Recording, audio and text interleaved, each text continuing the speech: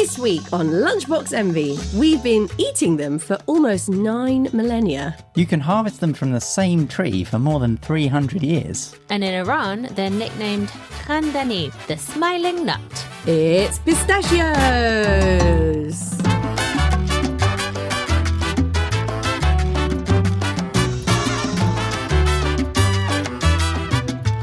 Hello and welcome to Lunchbox Envy. I'm Rosie, I'm a chef and food writer, and I'm here with my two QI elves, Jack and Manu. Hello. Hello. I noticed in the script it says my two QILs, which seems like a very possessive. I always so add well a possessive to you both because I believe you are mine. You are the podcast mummy. I'll take it. So, a very prolific nut today. The Prolific pistachio. We've covered peanuts, haven't we? Yeah. And I think this is our second nut. this is our second nut. Oh, have we actually covered a nut yet? We must have done Well, this. technically, sure, a peanut is not a bloody nut. Is it pistachio? No, it's not. It's For not. fuck's sake, every time. What keeps coming up is that it's one of the only two nuts mentioned in the Bible. So it's an almond and a pistachio, both in the Old Testament. Neither are nuts. Yeah, that's true. Okay, but in the sort of generally accepted nut category, what is the best one? I think it's high time to do some nut ranking, to be honest. Oh, We okay. could. I think Brazil Ooh. in third. So controversial. Oh, I know. Number one's cashew. Wow. Wait, I'm Interesting. doing this in a weird order. What's my number two nut? What's better than a Brazil nut but worse than a cashew? Probably pistachio, to be honest. Interesting. Yeah. My favourite nuts. Walnut, pistachio, Ooh. hazelnut. Yeah. Yeah, I am way more positive and supportive of those three choices. Walnuts, delicious. A little bit stringy and flaky though. That's the thing. That skin really is a bugger, isn't it? And hazelnuts, absolutely sensational nut. That's a lovely nut. That And- really useful, really delicious. And a true nut. Is And- it? Yeah. I'm going to go number one, almond. Oh, good choice. And I say it correctly, almond. If A you lot of say people- almond, I was going to say. get in the bin. Second of all, I'm going to go pecan. Wow! Wow! Where did that come from? Those are some great nuts. The pecans are delicious. Brilliant for baking, brilliant for cereals. I think a toasted pecan is far superior to a toasted cashew. And then I'm going peanut. Where are they? yeah. They're delicious, useful. They create a sensational oil for cooking, as is well true. as a delicious butter. Yeah, they're just a 10 out of 10 nut. I will generally agree that pistachio is up there with some of, or one of the, I'd say in the top 8 nuts. Top 8 nuts. So anyway, pistachios. Yes. Pistachio. Pistacchi is the plural. Yes, it is. We've taken the Italian word pistachio, but we are pronouncing it wrong with a soft C. But So it anyway. should be pistachio. Yeah. On that, actually, I was looking into the etymology, and it ultimately comes from the Persian root, which is pistake, but it's spelled pistakes. I was just reading about pistakes. So good. I looked at the OED website, which helpfully told me that 0.3 out of every million words written in modern English is pistachio. Oh. So 0.3 parts per million in English. Well, we've been eating pistachios for such a long time in this country. Yeah. Really? So long. Even though they're not native to this country. So they came over with the Romans, we think, but the oldest surviving pistachio, so intact pistachio seed, Okay, will in its- come on in its to, shell. Yeah, in the shell, was found at the bottom of a well in Catterick in North Yorkshire in 2021. Wow. Wait, how old is it? It was dated between 24 and 128, 2,000 years old. And so, yeah, we've been eating them in the UK for a long time. Well, not eating them, as it seems to be the case. Pistachio trees grow in a really cool way. So they're dewy. I can never say Dioecious. this. Thank you, Jack. Dioecious. Dioecious. We spoke about dioecious trees when we were talking about avocados. Yes. But pistachio trees are more like one or the other. So if you're growing a pistachio orchard, you have to grow male trees upwind of your female trees, and they'll have like the harem of females. So like one male tree for 8 to 24 females, and you plant the males upwind because they're wind pollinated. So when the wind passes through, all of their spermy stuff. I obviously didn't do Pistachio. Pollen. all of the. I think the correct term is pistachio sperm. Yeah, all of the pistachio sperm blows into the female trees, and then they get pregnant and they have pistachio babies, and the babies are drupes. So with pistachios, when they're growing on the tree, they actually look like grapes. So they're like kind of big, fleshy, grape, olively looking things. And then inside of that, there's a fleshy middle. And a lot of pistachio trees are actually used for oil production. Right in the middle is the endocarp, with the bit that we eat in the middle. Just going back to the pollen spreading, apparently if you have, because pistachio nuts grow in very hot places, but they need very cold winters. So they don't grow in tropical countries where the temperature doesn't vary much. And what happens if you have a bad winter, i.e. one that doesn't get cold enough, because basically pistachio trees need a long cooling off period in order to regather the sort of energy and minerals and nutrients to flower and seed at the right time. But a lot of males, if they have like a warm winter, will basically come too late. I read there was one pistachio farmer in California who was like, it's a bit like all the men waking up for a nap and going to the party and all the women are all left. Oh. So you have to get it right. And what happens is the trees end up growing the fruit with the seeds inside. When you crack open the shells, there's just nothing inside. And they call them growing blanks. I love how they have a really productive year and then a really lazy year. Yes. So they're alternate bearing. So you got to get them at the right time, but they don't always bear fruit. So they'll have like a glut one year and then they'll be like, you know what, I worked really, really hard this year. I'm taking gonna it off. Exactly. And that's after a winter of cooling Gosh, off. no wonder they're bloody expensive. They're an absolute nightmare. A diva of the nut world, I'd call Well, they're them. quite expensive, yeah. They're very expensive. There they are. So just in terms of where they grow, today, the US, especially in California, they grow the most. The US grows about 47% of the world's pistachios, which is a lot. Iran used to be the world leader in terms of production. And then I think because of the Iranian Revolution in the late 70s, they sort of stopped exporting them, which meant the USA, that had a taste for pistachios, had to sort of ramp up production and fill the gaps. And that's why California grows 99% of the USA's pistachio crop. Exactly. And they make almost half the world's now. The variety of female pistachio tree that grows most commonly around the world, particularly in California, named after the city in Iran where the tree is from. And then the males are called Peters.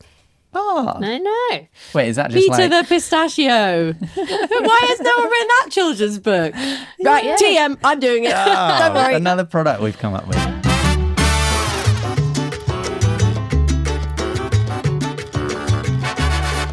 Shall we dive into our first nutty old lunchbox? Yeah. Let's do it. Okie dokie.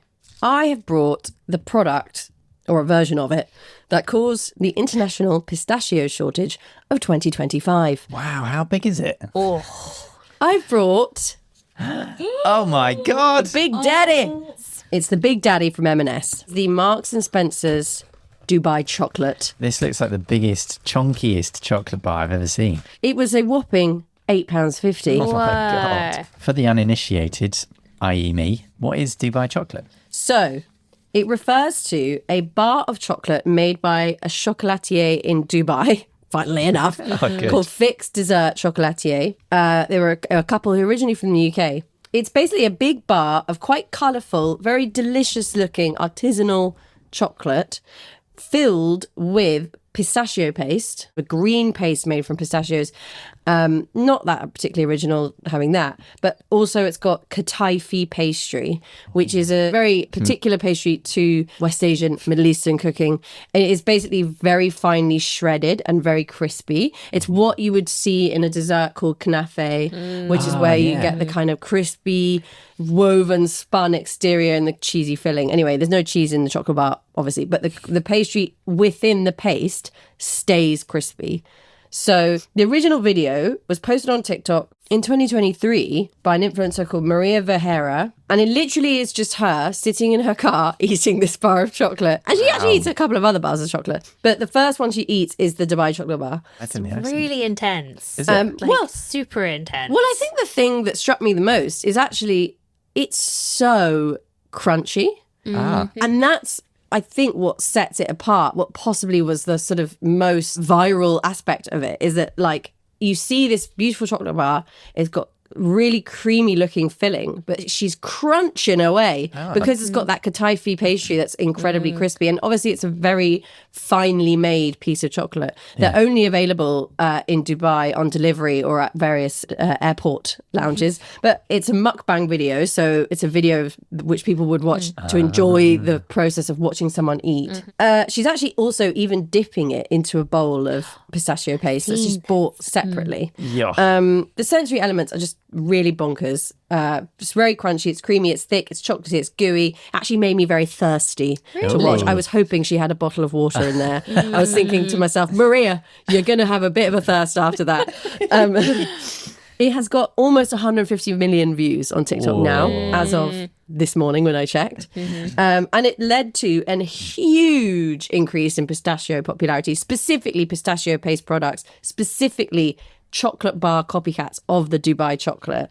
Pistachios were on the cultural radar, but they didn't hit the sort of zeitgeist massively until that. Loads of retailers jumped on the bandwagon sensibly. It's worth saying that the M&S version of the Dubai chocolate bar is not a direct copy of the actual Dubai chocolate bar, but M&S were the only supermarket to make a very quick and apparently very delicious version of this chocolate bar, the Big Daddy. So let's dive in. Yes, it's so good. I haven't been able to try anything close to the Dubai chocolate, just to say. I don't know if you guys have. Oh, I have.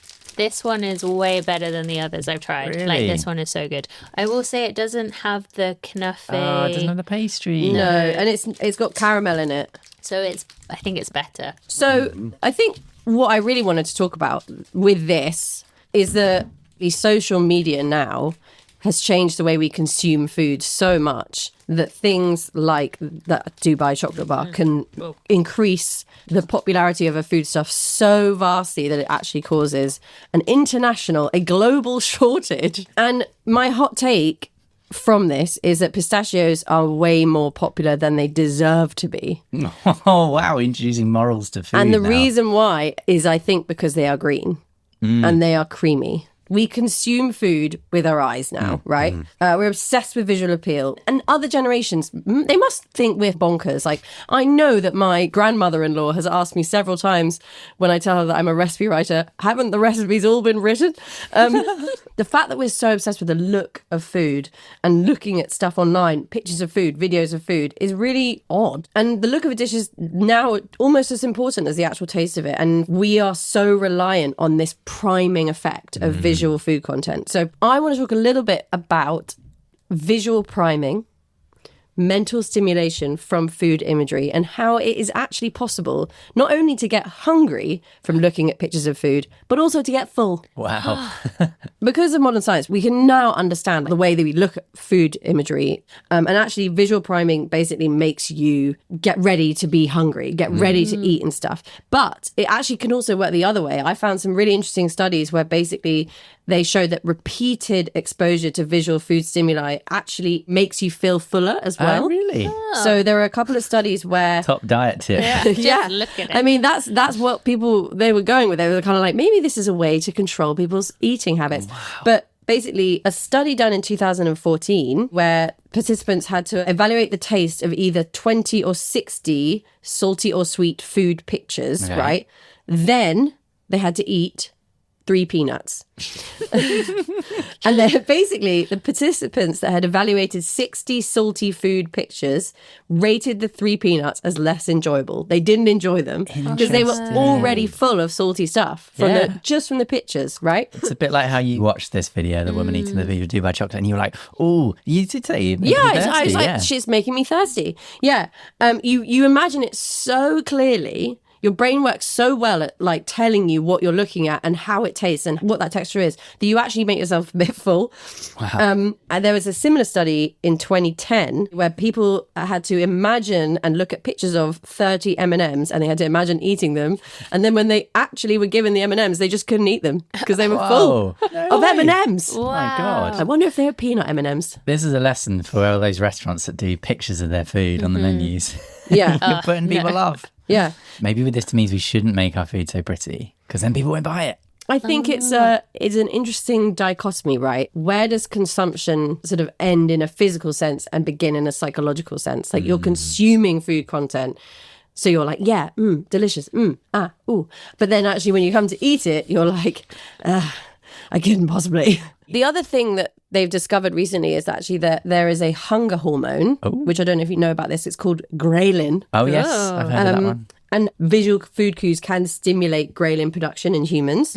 A paper from 2012 showed that the mere sight of food, even a picture of food, or like, a video of a baked bean, can cause a just one bean. Can cause like physiologic food anticipation. To be fair, I often get hungry researching for this podcast. Yeah, same. And also ghrelin is one of the things that makes you hungry at certain times in the day. So like your body clock of like breakfast, lunch and dinner, that is often stimulated by ghrelin because your brain is like, right, well, I've expended a load of energy now. It's time for a meal. I'm hungry. Yeah. And that's ghrelin sort of magic working. I also think that green has its own power in the social media food world. There is a term that's called the health halo, where the color green is instinctively linked to like nature.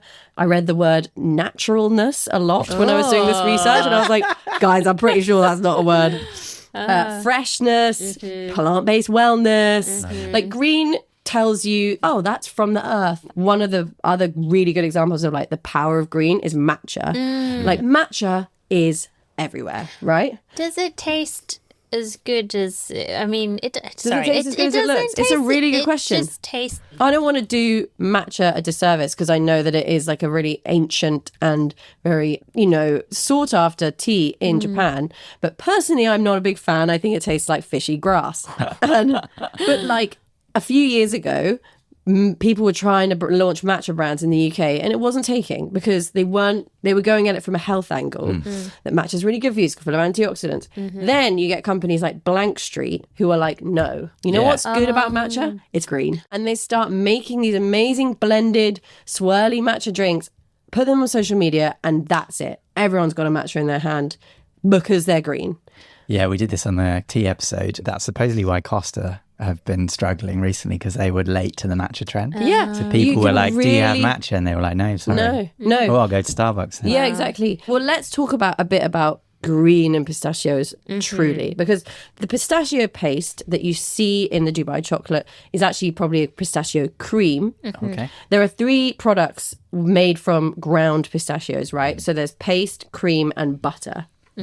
Butter is essentially like nut butter, so it typically forms a bit more chunky, and you can either have a toasted or untoasted versions, but it's not found that much with pistachios. Pistachio paste, most often when you find pistachio paste, you'll notice in big commercial examples in large scale production, it's often cut with almonds, which help to enhance its flavour because they are actually a slightly more stronger flavoured nut. And cheaper, presumably. And a lot cheaper.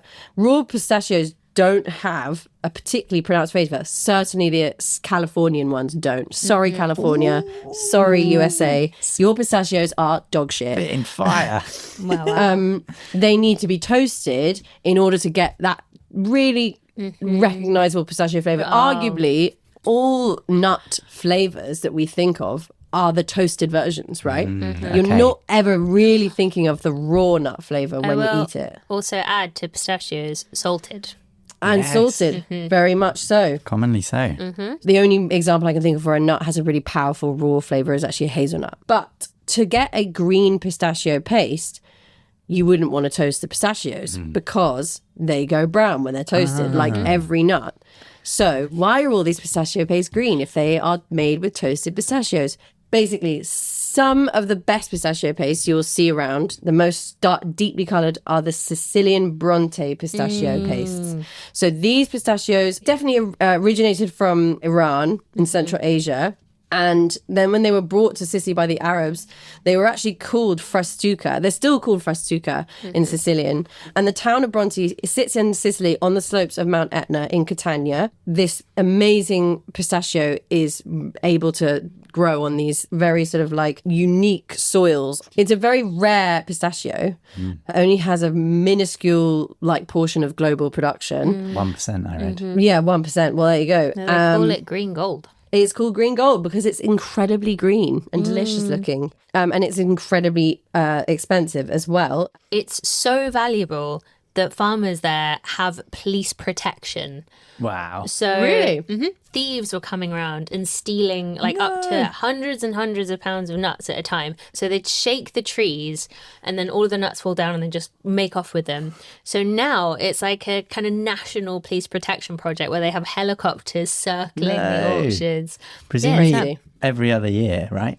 Oh, Because of the boom and bust. Yeah.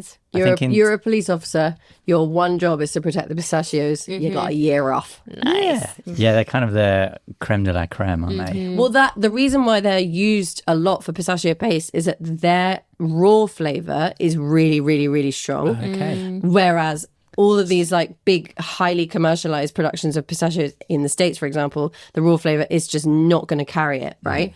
That's why they have to use almonds.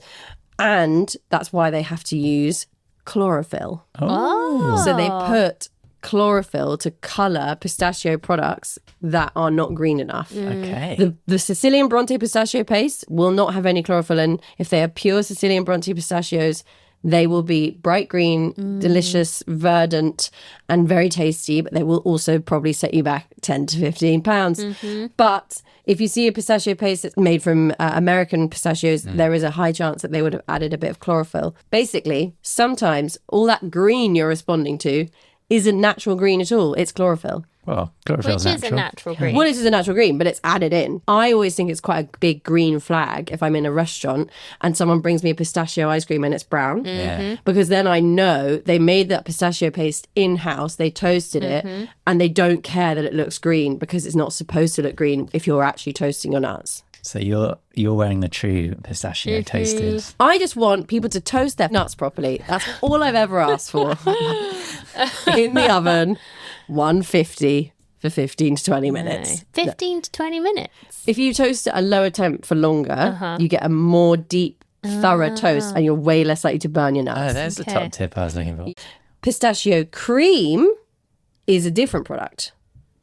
Let's establish that. Okay. Pistachio cream, pistachio paste, not the same thing. Paste, very pure. Pistachio cream usually contains, at a minimum, sugar and milk powder. Okay. And it's basically the sweetened version of a pistachio paste. Imagine it is basically pistachio Nutella. That's why it's so good. A well-known supermarket brand, I checked the ingredients of it, contains sugar, 30% pistachio nuts, palm oil, rapeseed oil, milk powders, and chlorophyll.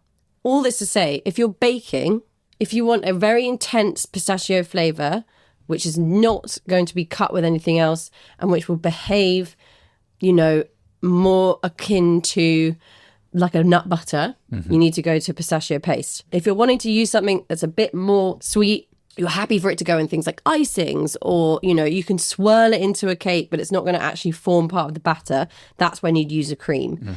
There is a little bit more unstable and it also will give you a slightly less concentrated flavour because it has been cut with so many other things. So you basically want to use it like Nutella. Really weird we're talking about the greenness of pistachios because pistachios actually used to be famously red, like Really? bright red. What? Not naturally. So before the US took over production of pistachios, they used to be shipped all over from Iran, quite long distances, and they didn't process them in the same way.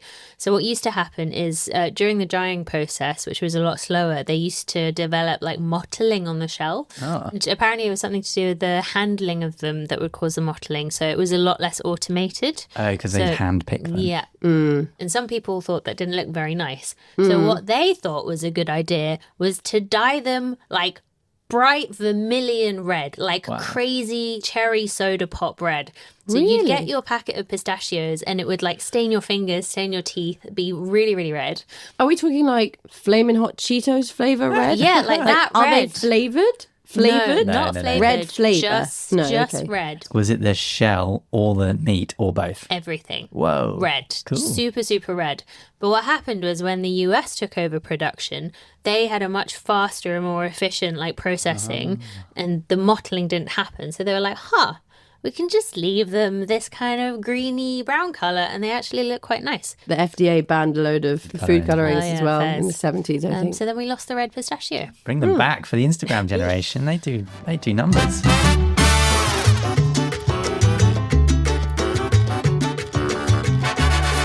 Our second lunchbox today is from Miss Manu. Today I have brought an activity. Of course you have. We love it. Have you ever had the problem at a party that you are hosting when you put out a bowl of pistachios and you're like, I need another bowl because of all the shells? And you're like, what size bowl is the best size bowl for your pistachio shells? This sounds like an activity from the misogyny cookbook of women in homes. Mansplaining.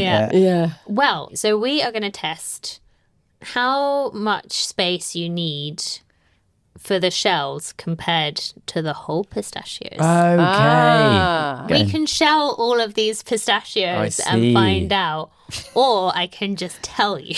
Yeah, why I think don't- just tell us. Okay, so in 2024, there are a couple of researchers at the École Polytechnique in Paris. They were eating pistachios in the cafeteria and they had this exact question. And instead of letting it slide, they decided to do a full in-depth study about how much space you'd need for the leftover shells. Academics, eh? Yeah, so they took 613 pistachios. That's a specific amount. Was very that just 2 packets or something? I don't know, it's a very specific amount. It's Yeah. a prime number, isn't it? So then they put them into a container to find their packing density, which is basically just like how much space they took. And then they shelled them and they put the shells into a container and then they measured that. And that first measurement was about 73%. So it's just a little bit less Okay. than the original. But then they shook the container and it went all the way down to 57%, which means if you are at a party and you filled one bowl with pistachios that you're about to hull, you need a bowl that's half the size of that bowl, and that will be enough. But is that contingent on you shaking them? And I assume No, you know what happens when you shake it? Mm-hmm. This bit falls into this bit. Yes. They hug each other. Yes, they do a little pistachio shell hug. Spoon. Yeah, they do. Yeah. Oh, they do a little spoon. And then that Please? reduces the volume. In Italy, they will quite often serve you some nice salty shell-on pistachios with your Aperol Spritz or your Campari Spritz. My God, that's a treat. It's classy. It is I classy. actually controversially think that pistachios shell-on taste better than pistachios shell-off. Oh, I back you there. Maybe Not as in like I'm not eating them with the shells. I was going to say. But I think Get a bit to be crunchy. clear, but when I shell one of these pistachios and I eat it, I'm like, that flavour is really good. It does, in my head, it feels fresher as well. Like it's more crunchy. I wonder if there's an element of like having handled the shell, you get a little puff of fragrance. Also, you eat with we talked about eating with your eyes. We also eat with our fingertips as well. We find food more satiating when we've been handling it a lot with our hands than Yeah. when we use a knife and fork. And I also think the age-old thing that I talk about a lot is the old trips to mouth. You love a multiple trips to mouth, and a nut is a great one because you can go back and forth, It is in and good. out. also the sound. And when they dip into the bowl. Speaking of the noise of pistachios, did you know that there's a term in botany called dehiscence, Ooh. which is where things split naturally. So Nice. poppy seeds do it, and pistachio nuts actually dehiss and split on the tree. So you can actually hear them. If you're in a big pistachio grove, you can hear a little, That's so cool. and there'll be another. Like a little pistachio song. Yeah. So they're One for the popping- Peach of the Pistachio book. Aw. On pistachio shells, they are actually a really interesting byproduct. So you know how we spoke about bagasse for sugarcane, and you can use it to make like all sorts of packaging stuff. There is a lot of useful carbohydrate and a lot of useful protein in the hull, so that kind of like papery layer around the seed. Also, the actual physical shell has such weird properties. Yes. Because I read this. It's so cool. So it's been called the holy grail of materials because it is both tough and stiff, which I thought were the same thing, but they are not the same thing. No, because everything that's stiff is usually quite brittle. Exactly, like glass. And then everything that's tough is usually really flexible, like spider silk. I super, see. super strong. Pistachio shells have both of these properties. Yeah, I actually can't break that with my. I'm basically trying to like crush one half of an empty pistachio shell, and it is physically impossible to do so. And Yeah. I'm not that weak. I am weak, but I'm not that weak. If you got a hammer and smacked it on one of those half pieces of shell, it'd be really hard to break. Wow. And that is because the cells in them are so tightly bonded together.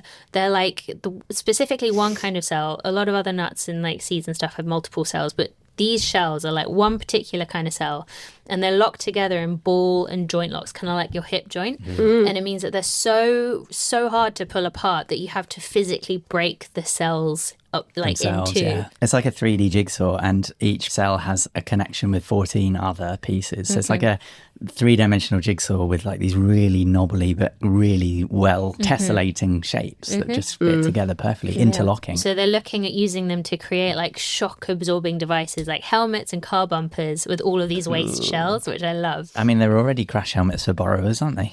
Oh, I forgot about that. A little mouse hat. Oh, it's so nice.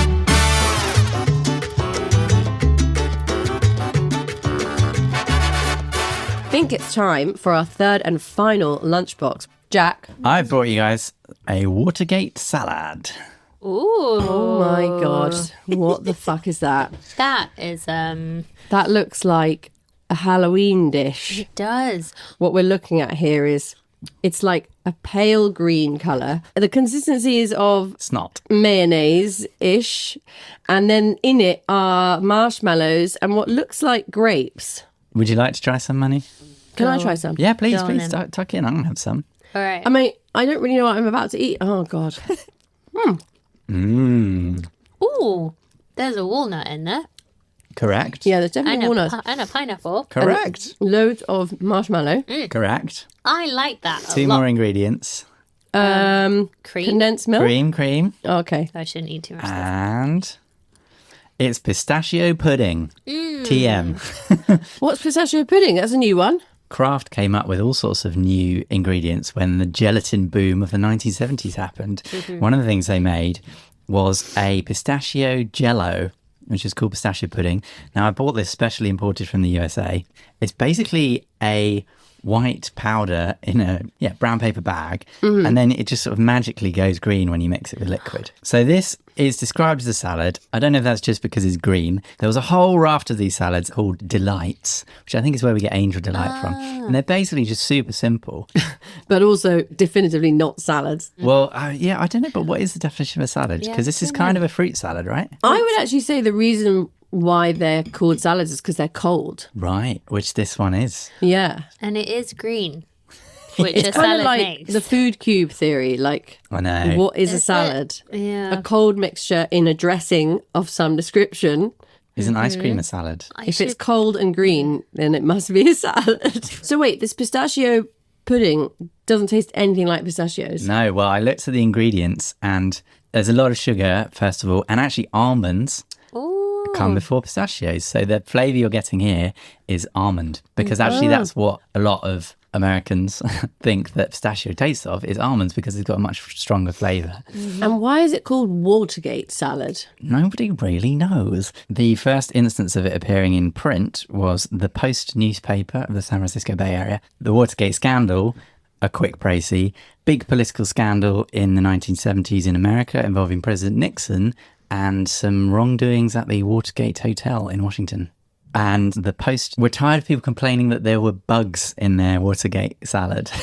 So it's a sort of play on words with bugs, as in spy bugs, little microphones to track people's conversations. Realistically, it's quite a weak link. There are also suggestions it's just a marketing ploy, because the Watergate scandal was everywhere in the USA in the 1970s. And it's seen as the biggest political scandal in American history, at least. Even to this day, any new scandal, even around the world, even in the UK, the suffix gate will be added. You know, we had Pizzagate. So another theory is that there are a few salads named after hotels, namely the Waldorf, but I think that's the only one I can think of. The Ritz. Yeah, you often do hear of dishes being named after hotels, not just salads. The club sandwich, famously. But this was predated by a Watergate cake, which is basically all the same ingredients but with some pastry. There's also some mildly amusing wordplay, like it is full of nuts, as in like, oh, the people instigating the Watergate scandal were all nutcases or something. But there's even a conspiracy theory that the Democrats named it so that they would keep the Watergate scandal in people's mind. I don't think they needed to do that. Well, exactly. Although, to be fair to these sneaky Democrats, if it's true, we are talking about it today, and there will be people listening who've never heard of the Watergate because we do scandal. like a really obscure food podcast. Like no one is talking about this otherwise. It's not as bad as it sounds, guys. I can't describe it to you, but it is actually quite delicious. I quite enjoy eating fridge cold marshmallows. As it turns out, they're delicious. But anyway, I've got this colour theory about desserts, right? Okay. And Lord knows I love a chart. So I made a little chart. Oh, yay. Okay, I love a guys? chart. So I have a theory that all desserts can be split into zingy or creamy. Oh, Yeah, okay. So yellow, for instance, Yes. a good example. So lemon, zingy, right? The good test is, would you make an ice cream or a sorbet? So you make a lemon sorbet, but banana ice cream. Anyway, I've gone through the colours in my head. Blue, if you want to go zesty, you've got blue raspberry. They had to invent that because it's not natural. And if you want creamy, you want blueberry, right?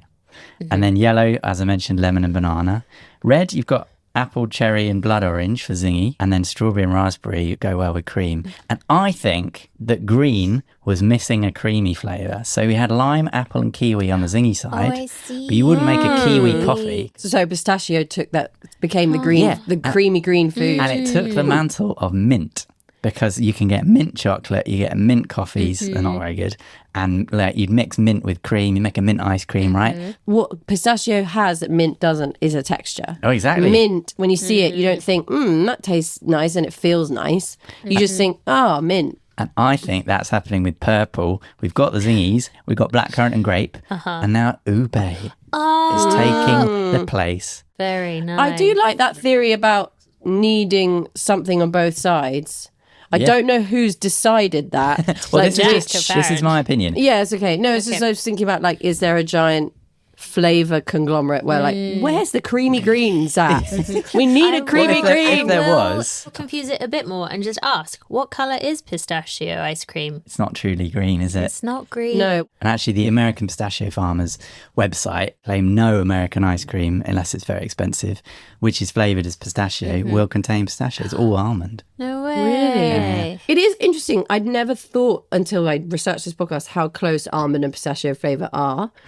But they are quite close. They're kind of like that almost aniseedy, resiny kind of flavour.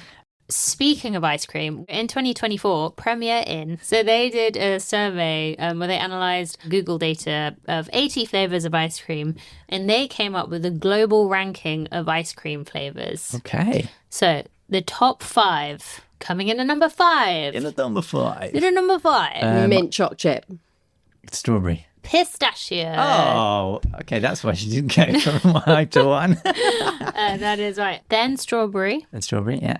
then chocolate, then Neapolitan. Whoa! No, come We on. can't have that. That's just bollocks. That's just Not like everyone number 1, English 3 people. and 4 combined. That's know. not a fair test. That doesn't count. But then But what's then- number 1? Vanilla. Oh, well, I think mean, they've that got... doesn't surprise me at all because everyone's basic bitches. Why are think Premier Inn doing this research? Premier Inn, respectfully, stay in your lane. None of us care about your bullshit research.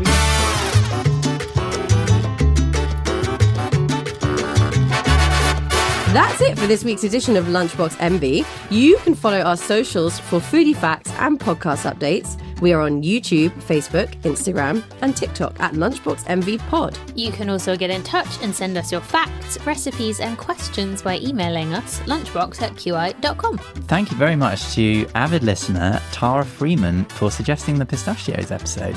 We'd love to hear what topics and foods you think we should cover next, so let us know. Email us or DM us on Instagram. I can see Manu has suddenly delivered a little present to us.